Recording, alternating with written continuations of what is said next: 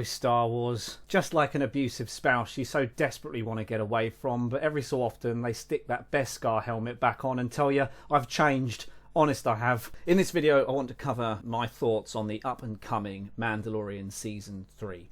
But to begin with, I want to quickly give you a little bit of background to my thoughts on Star Wars in general and the place it used to hold in my heart, and it's probably not too dissimilar to a lot of you listening to this. For me, Star Wars took its first nosedive with the sequels and how they specifically handled existing characters. I think they missed an opportunity to pique legacy fan interest by not having the likes of Luke, Leia and Han all together. Han wasn't handled so badly. I didn't particularly like the way they just killed him off. Luke was so badly mishandled with his character arc there. And Leia didn't seem to have any drawbacks. I wonder if there's something unique about her as opposed to the other two, in which modern Hollywood wouldn't dare sort of dismantle her character. I don't know, maybe there's a defining characteristic she has that the other two don't. Anyway, so I think the main problem with Disney Star Wars is how it got off on the wrong foot. It started deliberately trying to dismantle existing characters that the older fan base held close to their heart, and I think they misjudged that, really. They completely didn't get the fact that while legacy fans would have initially accepted Disney Star Wars in good faith, by and large, maybe, some could have.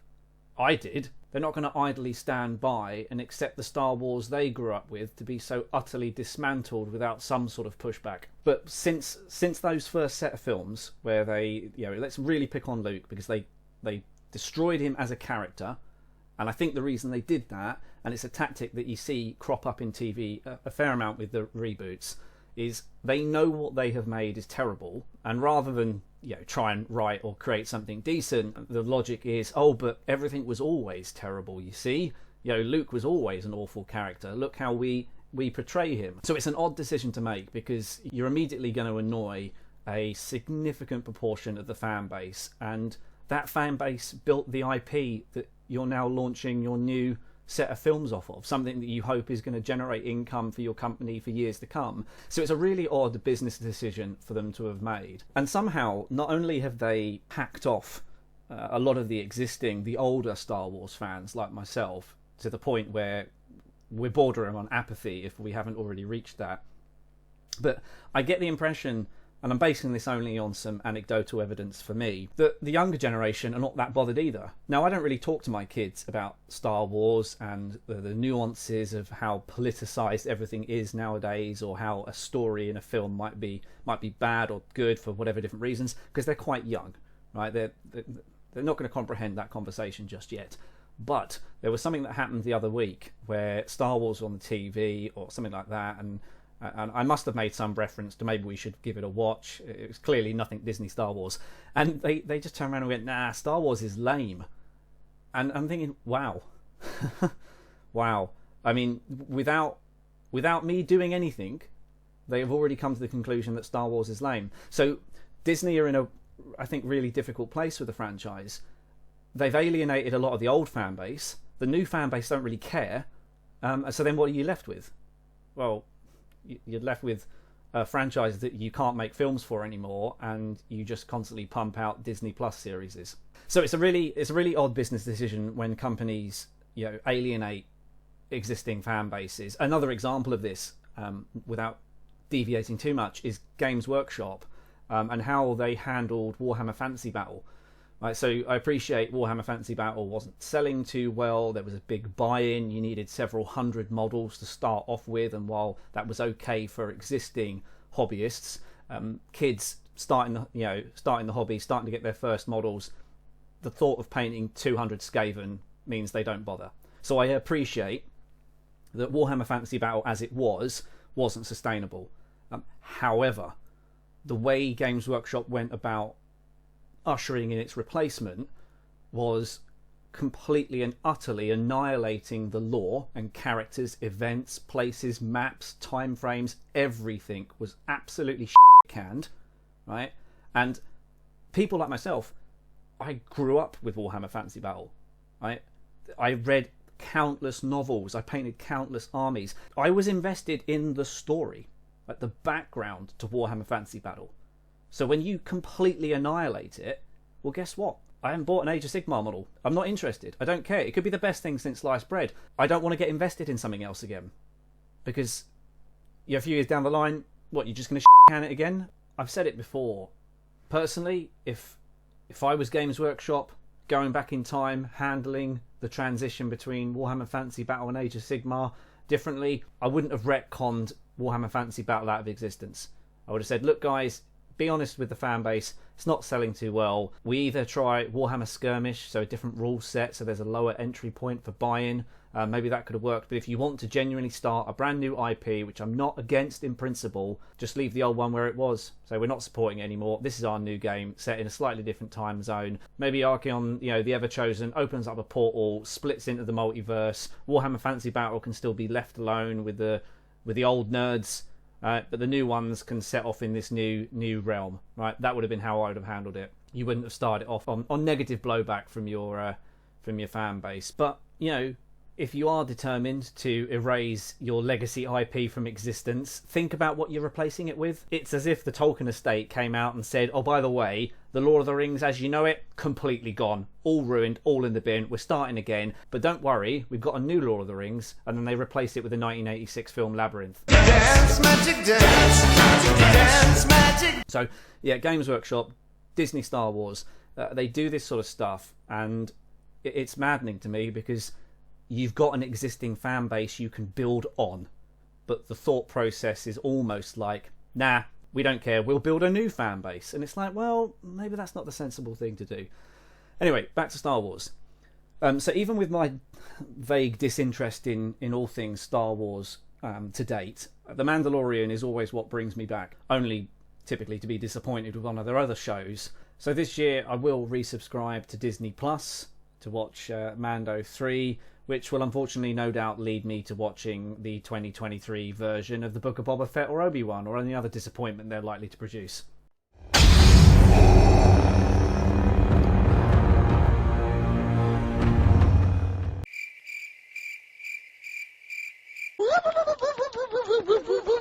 However, what's different now as opposed to when I came back for the Mando 1 and Mando Season 2 is I've hit total apathy. Like, there was a time where I got annoyed when they made a decision that went against Star Wars lore, or was just terrible, or just genuinely the story was bad. There was a time I got annoyed because I cared about the franchise. Now, I don't. I just don't care.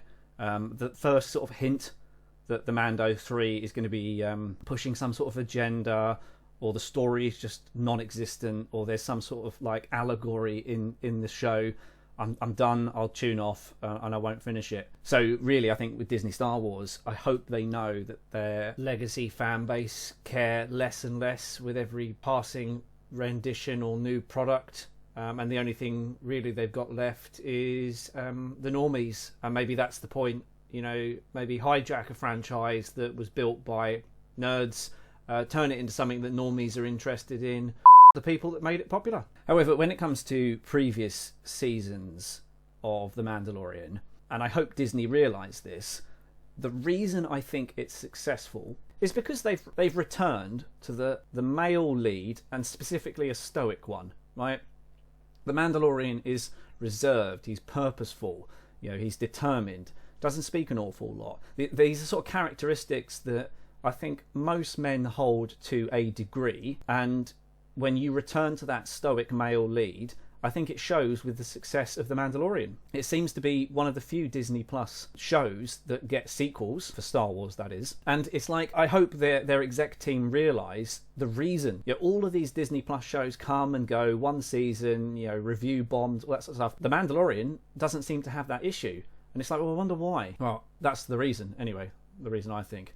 Because most men nowadays in TV and film, they are not depicted as stoic or reserved or purposeful. They're shown to be brash, emotionally explosive man babies, cowardly subservients, cartoonishly stupid, or just callous villains. You don't get that reserved, purposeful man anymore. So when the likes of The Mandalorian comes out and it's on that sort of track, or with sort of Top Gun last year, people flock to go and see it again, because guess what? Ironically, they want a character they can relate to, And when I say relate to, I mean on a character level or an emotional level, not the identitarian fueled, I can only relate to a character if they share immutable characteristics, which is just superficial and shallow, really. For the most part, all of those negative things, those negative tropes I've just listed about men, I don't know any men like that. Not really. And if they do exist, I'm sure some do, they're few and far between and widely disliked. So I do hope this third season will be enjoyable to watch, but I do kind of worry that it's going to be a bit of a bait and switch like Obi-Wan. They'll introduce some sort of character that gets just as much screen time, if not more. And what, again, Disney Star Wars didn't understand with Obi-Wan is we don't really care for the other characters. Yeah, we're tuning in specifically for Obi-Wan Kenobi. Or in the case of Boba Fett, you're tuning in for Boba Fett. You don't really care for the other ones. You don't have a vested interest in it. And I think what Disney want to try and do is they want to manufacture the cult character following, right? By shoehorning characters like Reva in. It's not going to happen that way. And coincidentally, Moses Ingram's performance in this, well, it was more wooden than Pinocchio with an erection. A lot of the cult characters that people follow, it's seemingly for sort of random reasons. I mean, like Boba Fett, he didn't really say much in the original films. He just looked cool, right? And then all of a sudden people have followed him and sort of idolised him, and he's become quite a figurehead. Similar to Obi-Wan Kenobi, you know, the old "hello there" meme obviously helped things quite nicely. But yeah, people have followed them, and you can't just force that, Disney, as much as they might try. And then actually touching on that, then of course we've got the absolute dumpster fire that was the Book of Boba Fett. Like a panther.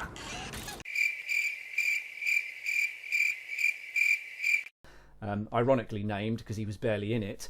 In fact, the only scenes I did kind of wake up for and pay attention was when the Mandalorian popped in. Generally, I felt that the whole of the Book of Boba Fett series was sort of extra scenes they had left over from the Mando 2, but they decided to, I don't know, cut it into its own sort of project. But then once making that decision, they realised they didn't have nearly enough footage, so they're going to have to sort of bandage a load of stuff together, and that's why we got the ridiculous scooter gang with their immaculate paint jobs in the poor and downtrodden Tatooine. I mean, that bit was just such a dumb move to make. It was so weird and jarring. Like, the rest of Tatooine is sand bleached and desaturated, and then all of a sudden you've got these bright and shiny hover scooters. Anyone who's tried looking after a car, like really look after a car and keep its paint job waxed and polished, ain't no way those scooters are going to look like that on Tatooine. So anyway, that's kind of like, you know, my thoughts coming into the trailer. And as for the trailer itself, I've forgotten how good the theme tune to Mando is. You know, just when that bass hits, hearing the theme tune again, yeah, all right. I'm looking forward to the first episode. So I don't want the channel just to become all about negativity. I am genuinely looking forward to this if it's done well. I miss looking forward to shows. Although I've just said I don't want to be negative all the time. Heading straight back there. Obviously, in the end of the Book of Boba Fett, the Razor Crest, having been destroyed, gets replaced with the Naboo fighter. That's fine. It was a lot of fan service, which, in fairness to Star Wars, they need to do more of, because for the last few sort of iterations, they haven't given a rat's backside about what the fans think. So adding in that Naboo starfighter as his car now, that's fine. I get it. But a little bit of me is like, the guy's a bounty hunter, right? The Razor Crest had like a cargo hold that you could stick things in, and now effectively what you've got is a Mazda MX-5. Where are you going to put anyone? So yeah, it was a bit of just a point to raise. Obviously, season 3 looks like he's going back to Mandalore, which is nice because obviously he got the dark saber. Be good to see how that story unfolds because he's technically the true ruler of Mandalore now. So yeah, that's an interesting point. Grogu coming back, look, we all knew it was going to happen because I think they didn't really know what to do with the Mandalorian without Grogu, because he was certainly a sort of like a shiny bauble for the normies. Come and look at this, it's cute. So clearly a crowd pleaser. But yeah, it's kind of a shame that they're not taking it in a slightly new direction, because I feel like a lot of it is going to be similar to season 1 in that regard. But hey, if it ain't broke, don't fix it. One little challenge that we should all sort of try when watching The Mandalorian season 3, if the trailer is anything to go by, is a drinking game for every time he says, "This is the way." No, don't do that, you'll die. Anyway, that's my thoughts on Disney Star Wars and the up-and-coming Mandalorian Season 3. Let me know your thoughts. Are you looking forward to this? I generally am, I think. If I was going to come down on either side of the fence, I'm looking forward to it. I do want to keep a positive mindset going into this, but if you're a little more apprehensive than I am, I get it. In any event, let me know your thoughts down below, but don't forget to like, share and subscribe if you've enjoyed this video. But even if you didn't, I thank you for watching, and I'll see you in the next one.